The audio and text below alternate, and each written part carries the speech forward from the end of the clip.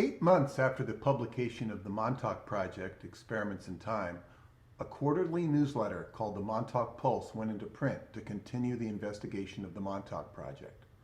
Although the time experiments had been shut down 10 years prior, the Montauk Air Force Station was still an area of great secrecy and ripe for investigation. The first issue of the Montauk Pulse featured a very real journey into the underground via the bunker on the cliffs that is southeast of the huge transmitter tower. It included the discovery of a strange configuration of an old electronic device that had coils wrapped around a large quartz crystal. This was actually captured on video, but much of the footage contained interference from the distorted electromagnetic field at Montauk.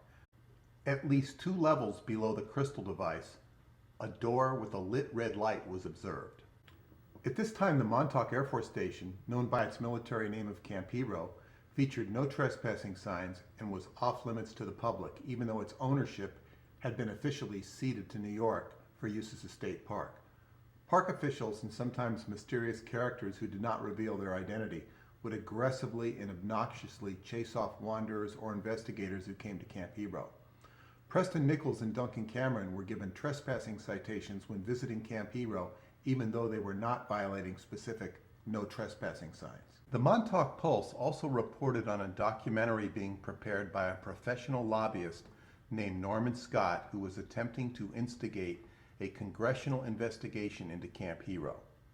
His own investigation led him to Germany and the ITT and Siemens Corporation and their involvement with the Krupp industrial family who facilitated Nazi Germany.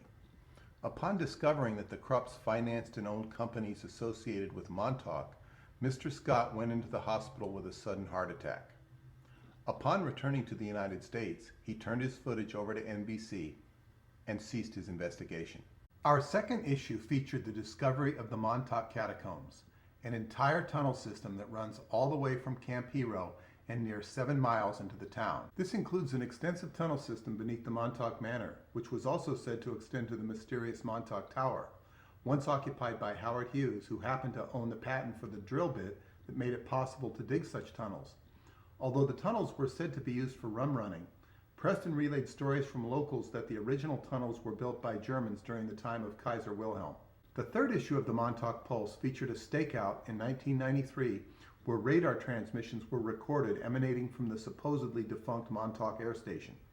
Broadcasts were in the typical Montauk Project range of 420 to 450 megahertz, but there were other transmissions in the vicinity of 172 to 173 megahertz, which were specifically illegal as they were interfering with WABC VHF signals. This trip in 1993 also revealed a brand new military radar facility on the cliffs, just where the previously mentioned investigators had entered the underground. A not so obvious sign revealed that the radar was from the Cardian Corporation, who had also provided a new security gate for the inner base. Cardian had just been acquired 2 years earlier by the Siemens Corporation of Germany, and this was consistent with a report we received that Siemens was rebuilding the old radar facility at Montauk. Keep in mind, the public was told during this time that Camp Hero was a state park. All the while, mind control frequencies were emanating from the area. We also saw birds acting completely out of character in the vicinity of the radar. On separate days, we also discovered weather spokes circling the entire Montauk area and a strange mystery mansion where time had literally stopped in 1954. We also covered the aforementioned court case where, to everyone's surprise, the judge ruled in the favor of Preston and Duncan for allegedly having trespassed at Camp Hero.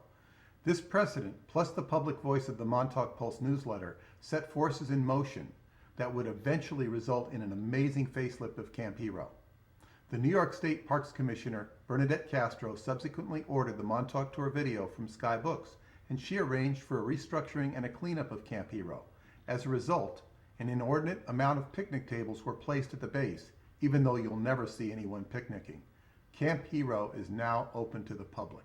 The stories relayed here are highlights of Volume 1 of the Montauk Pulse, which covered the years 1993 to 1998. There were many more interesting stories, including the arrest and imprisonment of John Ford, the founder and president of the Long Island UFO Network, who has remained incarcerated for 20 years without ever having received a trial.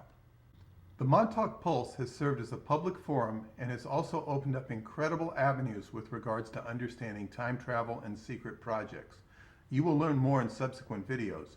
You can also subscribe to the quarterly Montauk Pulse newsletter at skybooks.usa.com, and you can also get full access to the back issues of all 4 volumes of the Montauk Pulse by becoming a paid subscriber on our website. See digitalmontauk.com for further information. Thank you for watching.